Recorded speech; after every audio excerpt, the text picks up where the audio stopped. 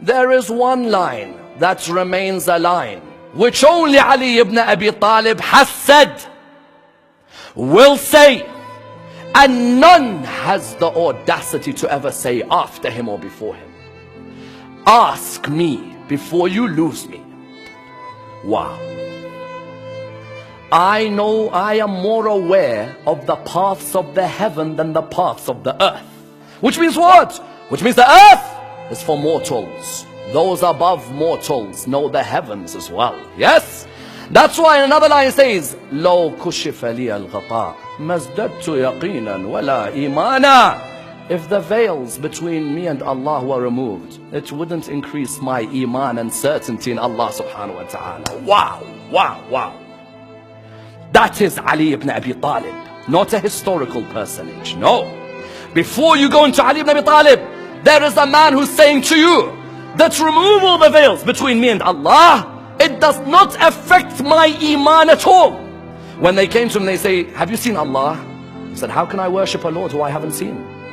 I haven't seen him with the eyes. I've seen him with the certainty of this heart. Yes, this heart has tasted the pleasure of Allah subhanahu wa ta'ala. I see the wonders in their actual essence, in their actual reality.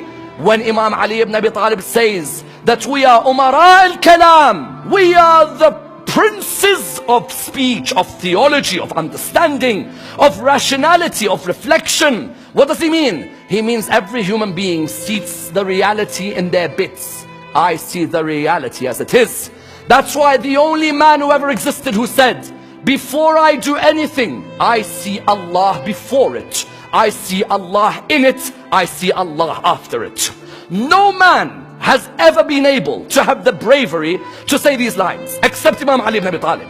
When he says these lines, what's he trying to say to you? He's trying to say to you, if you trust me in what I guide you, believe me, I'll show you Allah subhanahu wa ta'ala. Have full faith in me when I say to you, ask me. Before you lose me, I'll show you the Lord, and you will see the Lord in his clear brightness.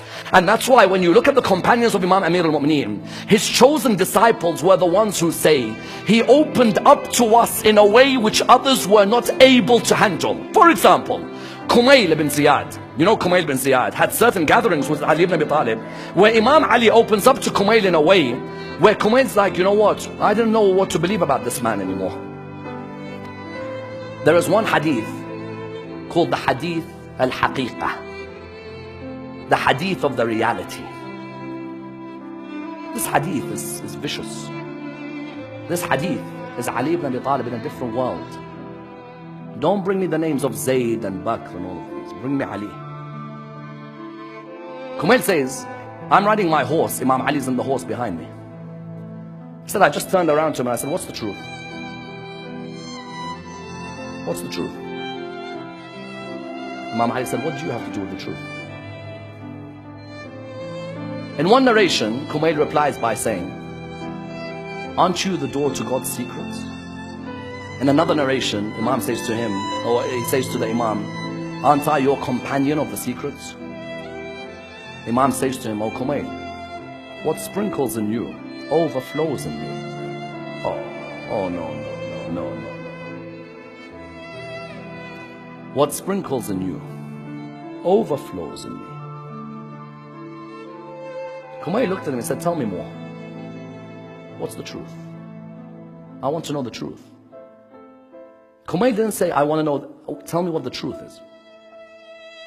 Imam looked at him and he said, the disclosure of the majesties of glorification without indication.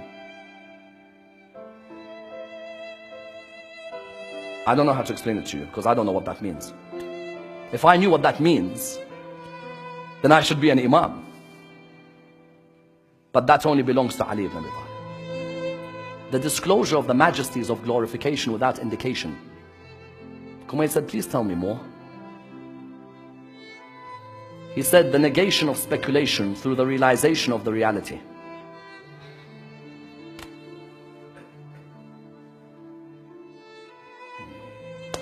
History puts him as number 4.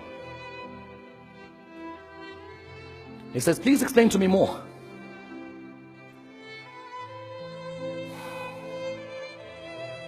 He looks at him and he says to him, the negation of the realities through the rendering of the veil of the secrecies. He says, please tell me more.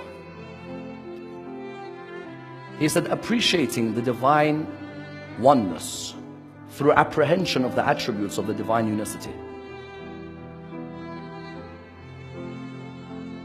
He says, please tell me more. He said, a light that illuminated from the pre-eternal dawn, now on the talismanic tables of divine unicity. Kumail said, tell me more. He said, no. He said, remove the light. It's now time for Fajr. 5 lines, which were meant to have taken place from Maghrib to Fajr. He starts at Maghrib, somehow it's Fajr. What has occurred in those hours in 5 lines, I don't know. Kumail says, I never asked him after that. All I said to him is, what's the truth out there? He gave me 5 answers I could never understand. He'd open up only to a few. And that's why one day Kumail says, I saw him put his fist into the earth. I said to him, Imam, what are you doing? He said, Kumail, I have so much to give mankind, but they cannot take what I am. So I put my fist on the earth, because the earth understands me more than the people above the earth. I found Allah on the 19th of Ramadan. He said, how? I said, I saw a man killed in his sujood. And the first thing he did after being struck was give water to his killer. Whoever that man worships, I want to worship. Because if worshipping a God makes an Ali ibn Abi Talib Ali, I want the God of Ali ibn Abi Talib. If worshipping God, whatever God's name is, name me any name.